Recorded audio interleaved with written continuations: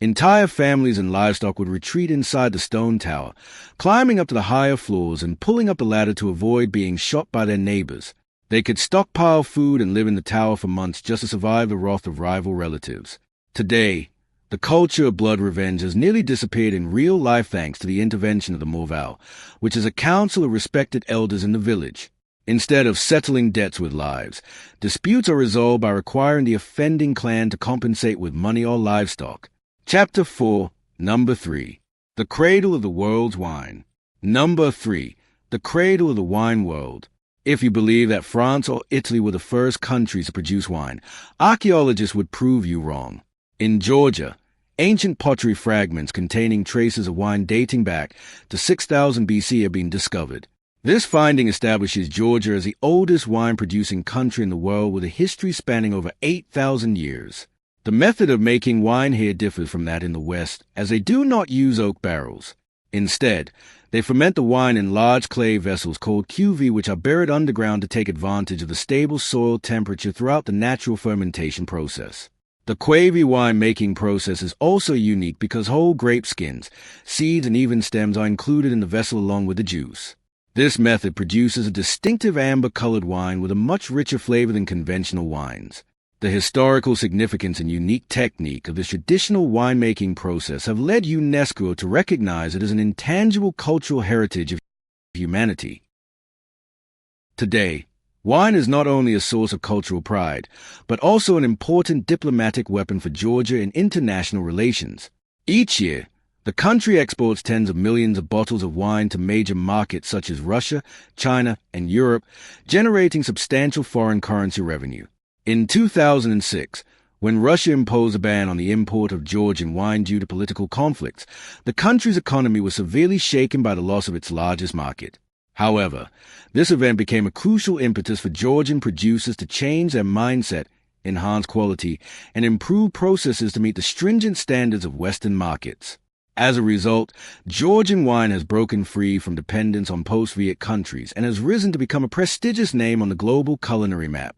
In addition to wine, Georgia boasts another economic treasure, Borjomi mineral water. This water is sourced from natural volcanic mineral springs located thousands of meters underground, characterized by its distinctive salty taste due to its extremely high mineral content. During the Soviet era, Borjomi was a luxury item, a symbol of status, and was only found on the tables of the highest-ranking leaders. There are even anecdotes that the leader Stalin loved Borjomi so much that he always requested this water to be present at every important meeting in the Kremlin. Today, the Borjomi brand has gained international recognition, being exported to over 40 countries worldwide. For the local people, this water is considered a panacea for various ailments. Particularly known for its rapid hangover remedy after long festive nights, the mineral water industry combined with winemaking has transformed many previously impoverished rural areas of Georgia into thriving ecotourism destinations and bustling export industrial zones. Chapter 5, Number 4. Georgian Women, Goddess-like Beauty and Unbreakable Strength. Number 4. Georgian Women, Beauty like Goddesses and Resilient Spirit. Women from Georgia have long been renowned throughout the Caucasus for their classic and exquisite beauty. They typically possess porcelain skin, large, deep-set eyes with long lashes, and a delicate high nose. However, this beauty does not exude a soft, fragile quality. Instead, it radiates the sharpness and pride characteristic of mountain dwellers. In fact, the beauty of women from this region has become an aesthetic standard celebrated in many classical Eastern literary works. Historically, the beauty of Georgian women was a coveted desire of neighboring empires, leading to the harsh reality that they often became targets of beauty hunts to be taken into the palaces of Persia or the Ottoman Empire. However, if one only looks at their appearance and assumes they are delicate flowers, that would be a complete misunderstanding. Georgian women possess a remarkably strong and decisive identity. Throughout their tumultuous history, when men frequently went to battle to defend their borders, it was the women who stayed behind to keep the home fires burning and preserve their cultural heritage. They are educated to be both nurturing and extremely authoritative within the family. An interesting fact is that the mother known as Data holds a very high status in Georgian families. They often make the final decisions on important matters and serve as a strong link connecting generations. A humorous linguistic detail is that in Georgian Da means mother while Mama means father. This sometimes confuses international visitors, but it also reflects the intriguing reversal of the woman's role as a spiritual pillar in this society. In the modern world, Georgian women once again assert their strength in the fields of art and fashion. The capital Tbilisi has recently emerged as a new fashion capital of the world. Driven by talented female designers, they create innovative new trends by skillfully blending traditional Caucasian tailoring with a rebellious and free-spirited essence of the West. Fashion shows in Tbilisi now attract not only local fashion enthusiasts, but also renowned fashion editors from Vogue and Harper's Bazaar. Another remarkable fact is that despite Georgian society still maintaining many traditional aspects, women here have a very high level of education. The percentage of women holding university degrees and occupying senior management positions in businesses or politics is rapidly increasing. They refuse to be confined to the kitchen and are ready to participate in governing the country and developing the economy. The combination of natural beauty, modern thinking, and decisiveness in their careers has made Georgian women the greatest pride of this nation. Would you like to get to know these beautiful women? If so, comment with a number 4 and I will share some tips with you. Chapter 6, Number 5. Georgian Cuisine, Royal Delicacies at Street Food Prices. Number 5. Georgian Cuisine, Royal Flavors at Street Prices. If you're tired of spending hundreds of dollars on a modest dinner in Paris or London, then Georgia will shock you with its astonishing generosity. Hey, for just about $10 to $15, you can sit down to a lavish feast filled with grilled meats, cheese bread, and wine.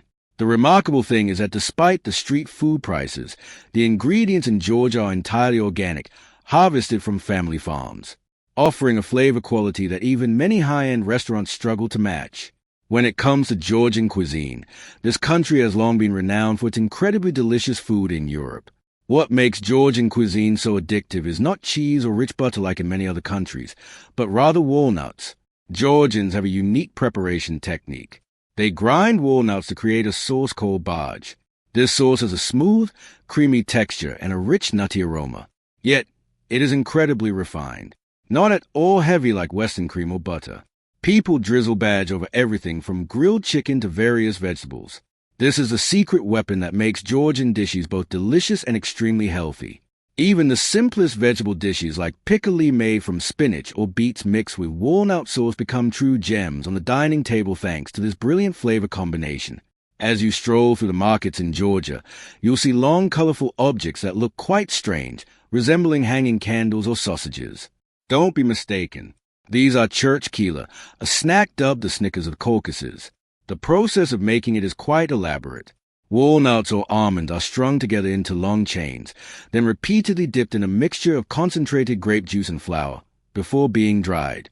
Since ancient times, Georgian warriors have carried church keela into battle because it never spoils and provides a massive energy boost. Today, it is the most addictive snack in Georgia, perfectly combining the sweet taste of grapes with the richness of nuts. All for just about $1 to $2 per piece. In addition to familiar dishes, Georgians also have some very unique culinary preferences such as eating flowers. Janjoli is a distinctive appetizer made from the flower buds of a local shrub that are pickled. It has a slight bitterness and a refreshing sourness that maximizes your taste buds before the main course.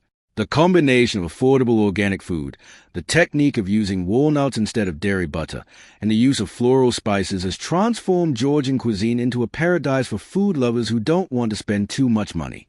Chapter 7, Number 6. Tbilisi, the ancient capital destroyed by war nearly 30 times. Number 6. Tbilisi, the ancient capital ravaged by war nearly 30 times. The capital city of Tbilisi in Georgia is considered one of the oldest cities and capitals in the world. Archaeological excavations here have uncovered numerous tools and artifacts, proving that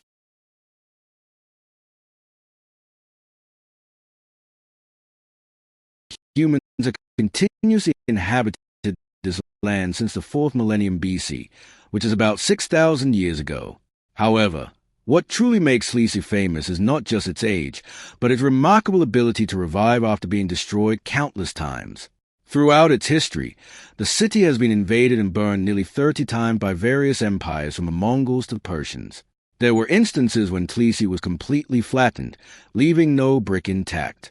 Yet, after each destruction, the people of Georgia resiliently cleared the rubble and rebuilt everything right on the old foundations.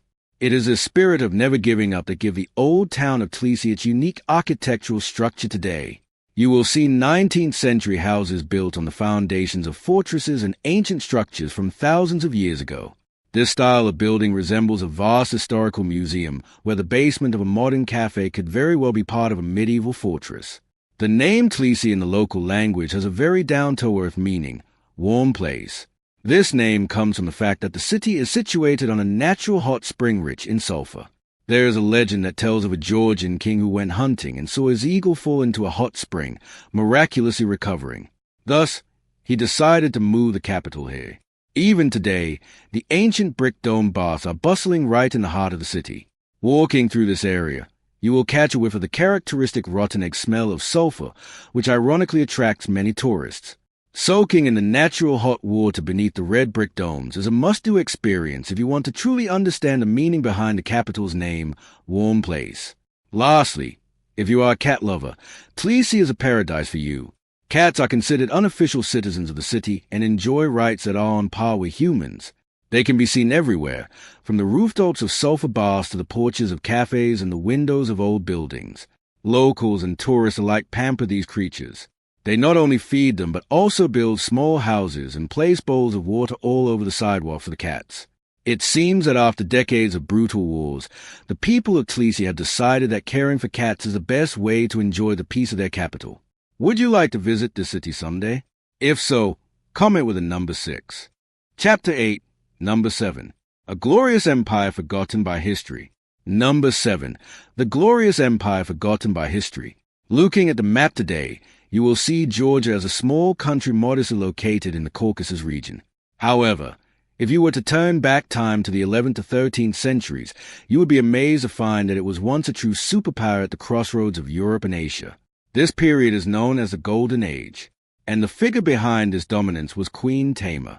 An extremely interesting detail is that despite being a woman, she was honored with the title King of Kings rather than Queen. Perhaps the people of that time felt that the title of queen was not sufficient to fully convey her power and influence. Under the leadership of this king in address, the territory of Georgia expanded vigorously, stretching from the shores of the Black Sea to the Caspian Sea. During its golden age, Georgia held the entire lifeblood of the legendary Silk Road. This meant they controlled the massive